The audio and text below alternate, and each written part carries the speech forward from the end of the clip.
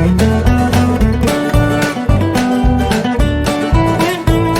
Guys, welcome back to my YouTube channel Bihar education by Nidhi academy. तो आज की super duper video में हम लोग पढ़ने वाले हैं क्लास 10th का कार्बन एवं यौगिक के एमसीक्यू को क्वेश्चन देखने वाले हैं, क्योंकि ये जो क्वेश्चंस हैं वो प्रीवियस ईयर में पूछ चुका है और इसमें वैसे वैसे क्वेश्चन को मैंने सेलेक्ट किया है जो कि बोर्ड एग्जाम में पूछता है। ठीक है, और तो आप लोग इस वीडियो को अच्छे से देखिएगा और जो भी क्वेश्चंस होंगे उसके आंसर आप लोग खुद दीजिएगा कमेंट बॉक्स में। ठीक है, तो आशा करते हैं कि आपको ये वीडियो अच्छा लगेगा तो इसको लाइक शेयर एंड सब्सक्राइब जरूर कीजिएगा। और इस सुपर डुपर वीडियो में कम से कम 30 से 40 क्वेश्चन जरूर है, तो ये क्वेश्चन अगर आप देख लेंगे तो आपका ऑब्जेक्टिव क्वेश्चन बहुत अच्छे से क्लियर हो जाएगा। ठीक है, मतलब ऑब्जेक्टिव क्वेश्चन इस चैप्टर से कोई भी नहीं छूटेगा।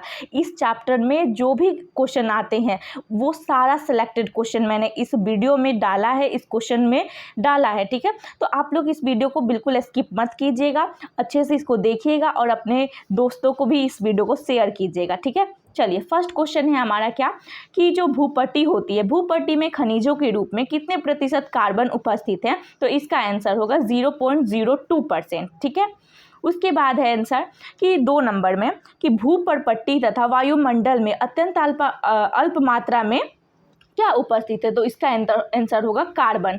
देखिए जो कार्बन है ना वो 0.02% हमारे भूपट्टी पर और वायुमंडल में जो है बहुत कम मात्रा में उपस्थित है। ऑक्सीजन तो हम लोग को मिलता ही है, नाइट्रोजन तो ज़्यादा ही है और कार्बन डाइऑक्साइड तो है ही, तो ये इन सब में से क्या होगा आंसर हमारा क। उसके बाद है क्या आयनिक यौगिकों में कौन से गुणधर्म होते हैं? जो आयनिक यौगिक होता है, ठीक है, तो उसमें कौन सा गुणधर्म पाया जाता है? तो फर्स्ट हमारा आंसर क्या क्या है? तो उच्च गलनांक होना चाहिए, क्वथनांक होना चाहिए, विलय और गलित व्यवस्था में विद्युत चालन। तो ये उपरोक्त सभी यानी उच्च गलनांक वाले भी होते हैं, उच्च क्वथनांक वाले भी होते हैं, विलय भी होते हैं और उसमें क्या होते हैं विद्युत का चालन भी होता है। ठीक है, 4th नंबर हमारा क्वेश्चन है कि भूपर्पट्टी में खनिजों के रूप में क्या उपस्थित होता है, यानी भूपर्पट्टी पर खनिज के रूप में क्या क्या उपस्थित होता है? तो इसका आंसर होगा उपरोक्त सभी। तो क्या क्या होता है? तो देखिए कार्बोनेट भी होता है, हाइड्रोजन कार्बोनेट, कोयला और पेट्रोलियम भी होता है। तो ये तीनों जो हैं उपस्थित होते हैं, तो इसलिए इसका आंसर क्या होगा? ये सारी चीज़ें जो हैं ये तीनों ये भूपर्पट्टी पर खनिज के रूप में होती हैं। ठीक है, उसके बाद देखिए सबसे मोस्ट इंपॉर्टेंट क्वेश्चन, ये बहुत बार पूछता है कि कार्बन के सबसे बाहरी कोष में कितने इलेक्ट्रॉन होते हैं? तो इसका आंसर होगा 4। ठीक है, इसका आंसर ऑप्शन नंबर सी होगा। क्यों? क्योंकि 2 और 4 जब इसका इलेक्ट्रॉनिक विन्यास हम लोग करते हैं तो लास्ट इसका अंतिम कोष क्या है? बाहरी कोष, तो 4 है, इसलिए ये इसमें कितना इलेक्ट्रॉन होगा? 4। ठीक है, उसके बाद देखिए क्या पूछा है कि क्लोरोफॉर्म जिसका जो फार्मूला होता है CHCl3, ये याद रखिए, क्लोरोफ्लोरोकार्बन जो होता है उसका ये होता है CHCl3 क्लोरोफॉर्म। ठीक है, इसका गलनांक और क्वथनांक कितना होता है? तो इसका आंसर होगा 209 और 334। ठीक है, अब देखिए उसके बाद क्या है, एसिटिक एसिड जो होता है वो CH3COOH का गलनांक और क्वथनांक कितना होता है? तो एसिटिक एसिड का सबसे पहले आप लोग इस फार्मूला को याद रखेंगे। ठीक है, कि एसिटिक एसिड का फार्मूला क्या होता है? तो CH3COOH और इसका गलनांक और क्वथनांक क्या होता है? तो इसका आंसर होगा 290 और 391। ठीक है, उसके बाद क्वेश्चन है हमारा कि अधिकांश कार्बन यौगिक के अच्छे विद्युत जो है चालक न होने से क्या प्रभाव पड़ता है? मतलब जो कार्बन होता है उसके अच्छे यौगिक के जो विद्युत होते हैं उसके अच्छे नहीं होने के कारण विद्युत चालक पर क्या प्रभाव पड़ता है? तो इसका आंसर होगा उपरोक्त सभी। यानी देख लेते हैं उपरोक्त सभी में क्या होता है सॉरी, तो देखिए परमाणुओं के बीच में प्रबल घर्षण नहीं होता है, यौगिक के आबंधन से किसी आयन की उत्पत्ति नहीं होती है और यौगिकों का गलनांक और जो क्वथनांक होता है और यौगिक का जो गलनांक और क्वथनांक से अपेक्षा कम होता है, इसीलिए। उसके बाद है क्वेश्चन कि हाइड्रोजन के कोष में कितने इलेक्ट्रॉन होते हैं? तो इसका आंसर होगा 1, क्योंकि हाइड्रोजन के कोष में एक ही इलेक्ट्रॉन उपस्थित होता है। ठीक है, उसके बाद है कि हाइड्रोजन में इलेक्ट्रॉन संयोजकता से क्या प्राप्त होता है? तो इसका आंसर होगा ऑप्शन नंबर बी, हाइड्रोजन के अणु H2। ठीक है, उसके बाद है कि क्लोरीन की परमाणु संख्या कितनी होती है? तो इसका आंसर होगा 17। ठीक है, उसके बाद है हमारा क्वेश्चन नंबर 12 कि ऑक्सीजन के परमाणु के एल कोष में कितने इलेक्ट्रॉन होते हैं, तो इसका आंसर होगा 6। ठीक है, अब देखिए उसके बाद ऑक्सीजन के प्रत्येक परमाणु अष्टक को पूरा करने के लिए किससे इलेक्ट्रॉन की साझेदारी करता है, तो इसका आंसर होगा ऑक्सीजन से। ठीक है, उसके बाद हमारा क्वेश्चन है ऑक्सीजन को अष्टक पूरा करने के लिए इलेक्ट्रॉन की कितनी आवश्यकता होती है, तो वो है 2। मतलब जो ऑक्सीजन होता है उसको अगर अष्टक पूरा करना होता है, ठीक है, जो ऑक्सीजन होता है अगर उसको अष्टक पूरा करना होगा तो कितने इलेक्ट्रॉन की ज़रूरत पड़ती है, तो 2। ठीक है, उसके बाद नाइट्रोजन की परमाणु संख्या कितनी होती है, तो 7। ठीक है, जल किसी आबंध यानी संयोजकता को दर्शाता है। जल किसको दर्शाता है, तो इसका आंसर होगा ऑप्शन नंबर सी, हाइड्रोजन के 2 परमाणुओं को और ऑक्सीजन के 1 परमाणु को। ठीक है, उसके बाद है सीएनजी का प्रमुख घटक कौन सा होता है, ये सबसे ज़्यादा क्वेश्चन पूछा जाता है, इसको भी VBI में रखिएगा। ठीक है, कि ऑक्सीजन का जो सीएनजी का प्रमुख घटक होता है, तो मीथेन, ये हम लोग के टाइम भी पूछा था। कार्बन के अपरूप कौन होते हैं, मोस्ट इंपॉर्टेंट क्वेश्चन है ये। कार्बन के अपरूप कौन से होते हैं, ग्रेफाइड, फ्लोरीन, कार्बन और हीरा, यानी उपरोक्त सभी होता है इसमें से। ठीक है, सहसंयोजी आबंध किसे कहते हैं, तो सहसंयोजी आबंध उसको कहा जाता है जिसमें कि दोनों चीज़ हो, जैसे 2 परमाणुओं के बीच इलेक्ट्रॉन के युग्म की साझेदारी और 3 परमाणुओं के बीच इलेक्ट्रॉन के साथ एक युग्म की साझेदारी, तो ये दोनों हो जाएगा। ठीक है, उसके बाद है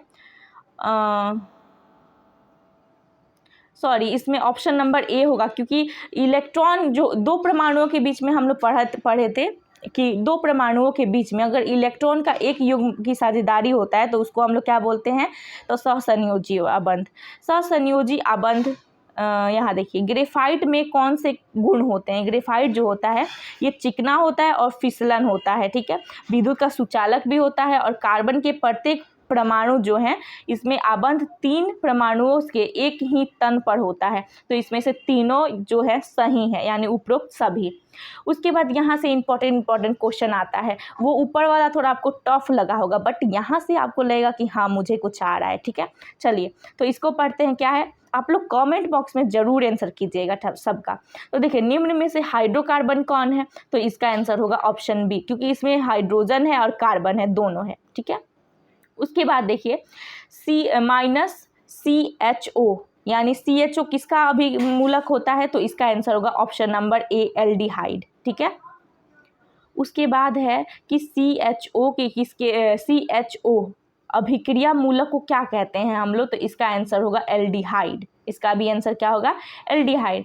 CHO अभिक्रिया मूलक को क्या कहते हैं, तो हम लोग अम्ल कहते हैं। कौन सा अम्ल, तो कार्बोक्सिलिक अम्ल।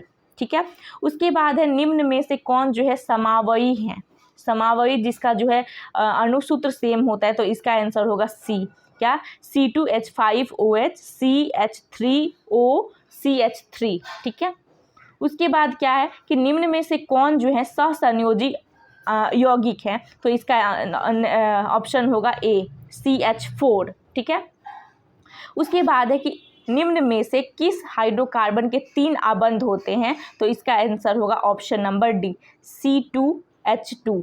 ठीक है, 3 जिसमें कि क्या होते हैं, आबंध होते हैं। उसके बाद है कि ब्यूटेन एक कार्बनिक यौगिक है जिसका पर्यात्मक समूह क्या होता है, ब्यूटेनॉन, तो पर्यात्मक समूह होता है कीटोन। ठीक है, इसका आंसर होगा कीटोन। एल्कीन का सामान्य सूत्र क्या होता है, तो एल्कीन का सामान्य सूत्र होता है ऑप्शन नंबर बी हो जाएगा। ठीक है, ये किसका होता है, तो ये होता है एल्केन का।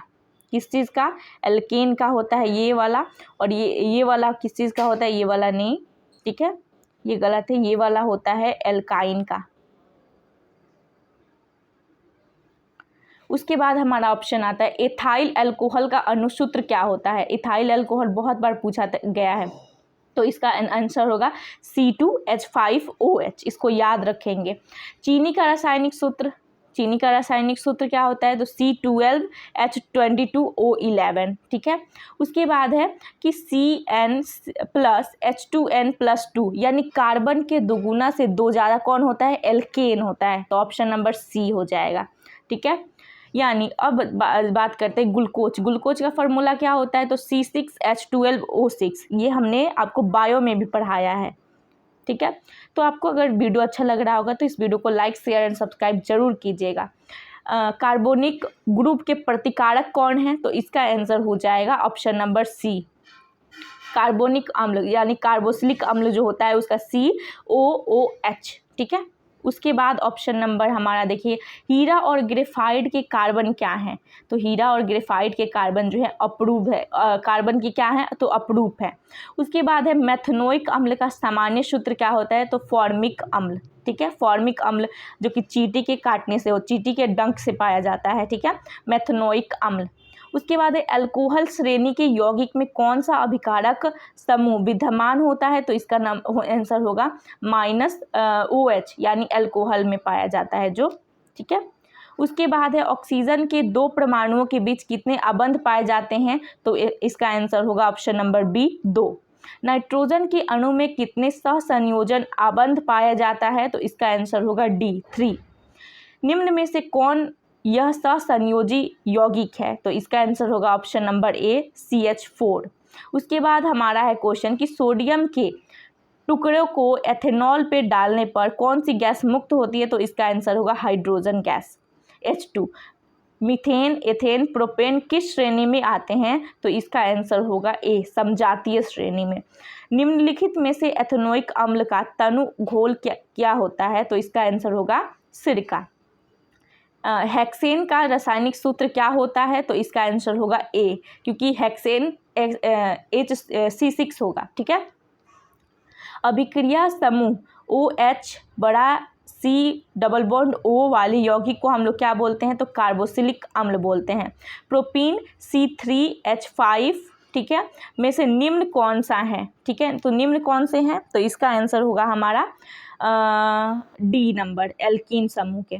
उसके बाद है कि जंतु वसा में संतृप्त वसा अम्ल होता है जो स्वास्थ्य के लिए क्या होता है? तो हानिकारक होता है। वनस्पति के लिए हाइड्रोजनीकरण में किस उत्प्रेरक का उपयोग किया जाता है? तो इसका आंसर होगा निकेल।